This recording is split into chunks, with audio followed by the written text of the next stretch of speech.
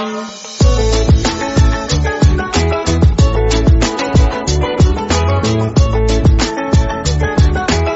The lord. ప్రభు అయిన యేసుక్రీస్తు వారు ఈరోజు మనకు అందిస్తున్నటువంటి వాగ్దానం సామెతల గ్రంథం 24వ అధ్యాయం 6వ వచనం.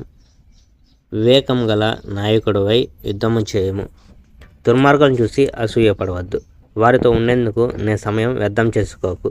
కీడు చేయాలని వారు వారి హృదయాల్లో పథకం వేస్తారు, వారు మాట్లాడేది అంతా కష్టం కలిగించాలని మాత్రమే. మంచి గృహాలు జ్ఞానము వివేకము మీద కట్టుబడతాయి. జ్ఞానము వల్ల గదులు అన్నీ ప్రశస్తమైన మరియు సంతోషకరమైన సంపదతో నిండిపడతాయి.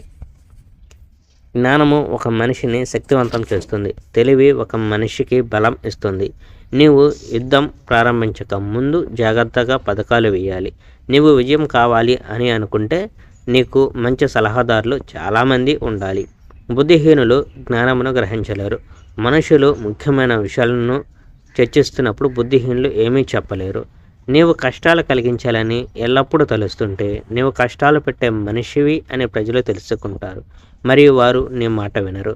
బుద్ధిహీనుడు చేయాలని తలపెట్టే విషయాలు పాపం.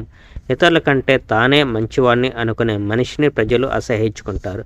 కష్ట సమయాల్లో నీవు బలహీనంగా ఉంటే అప్పుడు నీవు నిజంగా బలహీనుడివే.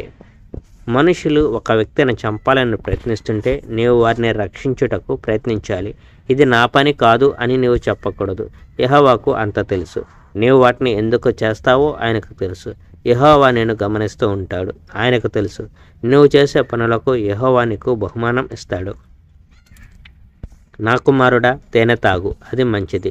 తేనె పట్టలోని తేనె తీయగా ఉంటుంది. అదేవిధంగా జ్ఞానము నీ ఆత్మకు మంచిది.